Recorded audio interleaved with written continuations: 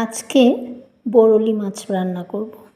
তো বরলি মাছ রান্না করতে করতে আপনাদেরকে একটা সুন্দর গল্প শোনাই।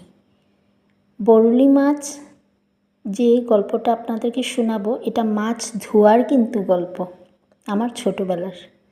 তো ছোটোবেলায় যখন এরকম ধরনের ছোট মাছ বাবা আনতেন, তখন আমাদের এক কাজের মাসি ছিল, যার নাম ছিল বগমাসি।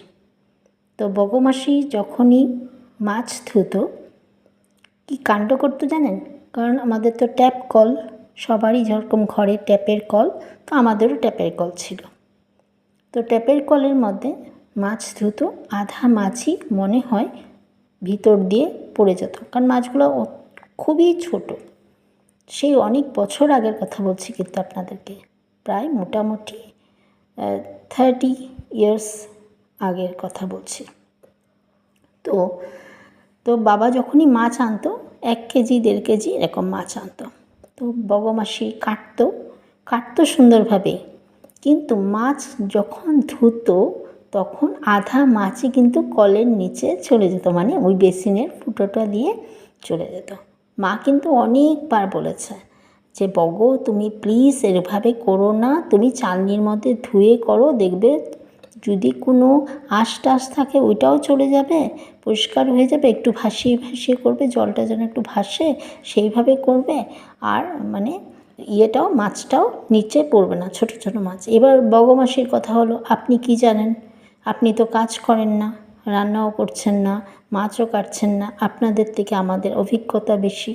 তো আমরা যেভাবে করছি ওটাই বেস্ট। এটাই বেশিরভাগ মানুষ যারা নিজেরা কাজ করে, তো ওরা এরকমই ভাবে। যাই হোক, যখনই এরকম মাছটা ধুতো রান্নার সময়, বাবা আবার বলতো যে মাছটা বরলি মাছই হোক, মকা মাছই হোক, যেটাই হোক, বলতো যে 2 রকমের করবে। যে মাছটাই আনতো বলতো 2 রকমের, একটা পাতুরি করবে আর একটু মাখা মাখা ঝোল, দুটো আলাদা আলাদা যেন হয়, মানে একই মাছকে 2 রকমের যেন হয়। যখন রান্না করা হতো মাছের কোয়ান্টিটিটা এত কম থাকতো যে বলে রাখতো। এবার প্রতিদিন একই ঝগড়া মানে ওই বলা। বাবা বলতো, কি বকো, তোমার এত কম মাছ কেমন করে? আমি তো 1 কেজি মাছ এনেছি, কখনো বলতো 1.5 কেজি, কখনো বলতো 1 কেজি, এতগুলো মাছ এনেছি, তুমি বানালে 2 পদ, তো সেটাতে অনেক কোয়ান্টিটি থাকতে লাগে, কিন্তু এখন তো একদমই অল্প, তো এটা তো 2 বেলার হবেই না। তো বগমাসি বলতো, আপনি তো দাদা এরকমই আনছেন, আমি তো ধুইছি আর কাটছি, আমি তো আর খায়া ফেলাই নাই। মামা প্রায় বলতো যে বগো প্লিজ তুমি এইভাবে কথা বলো না, তুমি কথাটা একটু ভালোভাবে একটু বলতে পারো, হয়তো মানে বেসিনের ফুকা দিয়ে পড়ে গেছে, তোমাকে কতদিন বলেছি তুমি চালনির মধ্যে ধুয়ে করো, কিন্তু সেই তো সে শুনতো না, আর বাবার সাথে তর্ক করতো। কী বলবো। তো আমি যখন একটু বড় হলাম, কলেজে উঠলাম, তো বাবা বলতো তুই মাছটা ধুয়ে দিস। তো মা আমার বলতো যে তুমি হয় চালনির মধ্যে ধুবে, একদম এই যে চালনি থাকে না বেতের, আর নয়তো ছাঁকনির মধ্যে। তো সেই সময় এত বড় বড় ছাঁকনি ছিল না, তখন ছিল কি ওই সুজি ছাড়ার জন্য যে কুলা টাইপের থাকে না, নেটের, ওইগুলো। তো আমি কী করতাম, ওটার মধ্যে ধুতাম, মা যেভাবে শিখিয়ে দিত। তো ওই কথা মনে রেখেই কিন্তু আমরা যখন নতুন বিয়ে হয় আমাদের, আমরা যখন নতুন বিয়ে হয়ে আসি, যে মেয়ে লোকরা নতুন আমরা কি করি, সেই মায়ের শেখানো জিনিসটাই কিন্তু আমরা করি।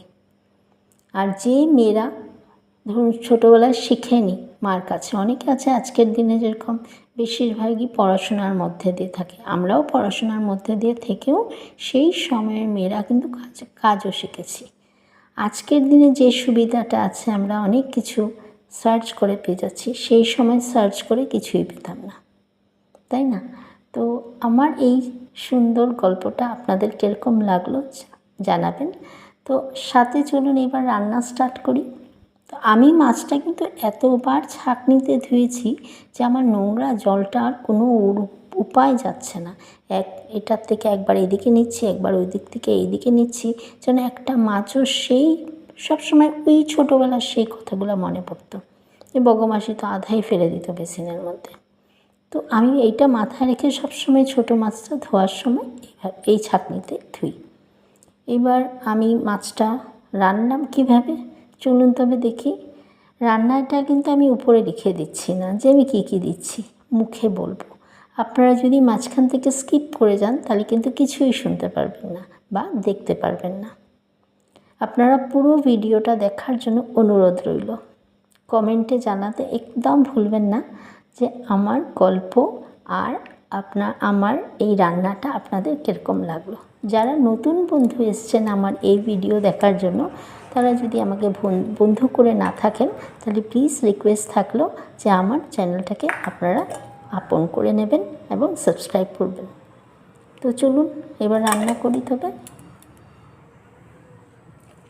রান্নাটা আমি করব এই ছোট কড়াইতে, এই লোহার ছোট কড়াইতে। এটা ননস্টিকের মতনই হয়ে গেছে, এটা অনেক পুরনো সেই আমার শাশুড়ির।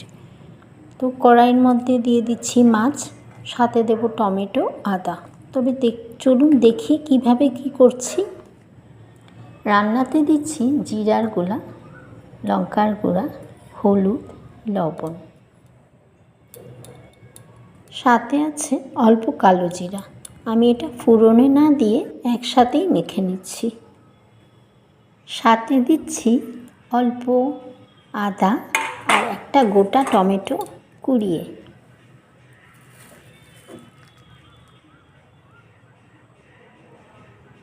একটু সরষের তেল দিয়ে ভালো করে মাখছি।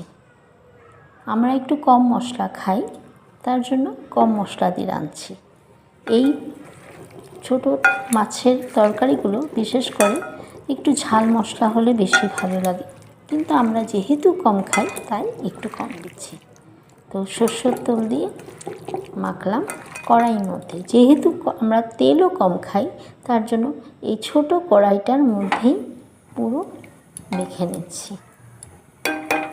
এই মাছটা মাখার পর মোটামুটি 10 থেকে 15 মিনিট আমি ফ্রিজে রেখে দিয়েছিলাম একটু ভালো করে ম্যারিনেট হওয়ার জন্য, যেন মশলাগুলো পুরো মাছের মধ্যে ঢুকে যায়। তখন খেতে কিন্তু যখনই এই ধরনের এইভাবে মাছগুলো বানাবেন তখন দেখবেন মাছটা মশলাগুলো পুরোভাবে মাছের মধ্যে ঢুকবে, খেতেও খুব টেস্ট লাগবে। তো আমি তার জন্যই সেইভাবেই করেছি। এই ধরনের বরলি মাছ যেগুলো নদীর মাছ হয় খুব নরম হয়, তাই বেশি নাড়াচাড়া করলে খুন্তি দিয়ে এগুলো কিন্তু গুঁড়ো হয়ে যায়। তাই মাছটাকে আমি কম নাড়িয়েছি। এক পিঠ হয়ে যাওয়ার পর আরেক পিঠ খুব সাবধানে উল্টিয়েছি। এখন অল্প করে জল দিয়ে দিচ্ছি। আমাদের ঝোলটা অল্প মাখা মাখা করেছি। হাজব্যান্ড বলেছে একটু ঝোল রাখবে, কিন্তু মেনলি এই ধরনের বরলি মাছ একদম মাখা মাখা যদি হয়, ঝোলটা যদি একদম গায়ে থাকে, একদম গায়ে ঝোল যদি না থাকে একদম কম, তখন কিন্তু খেতে খুব ভালো লাগে। আমি রান্না করি এরকম, কিন্তু খুব কম। আজকে দেখাচ্ছি একটু ঝোল থাকা, নামমাত্র ঝোল। আমরা এই মাছটা 2 ভাগেই করেছি।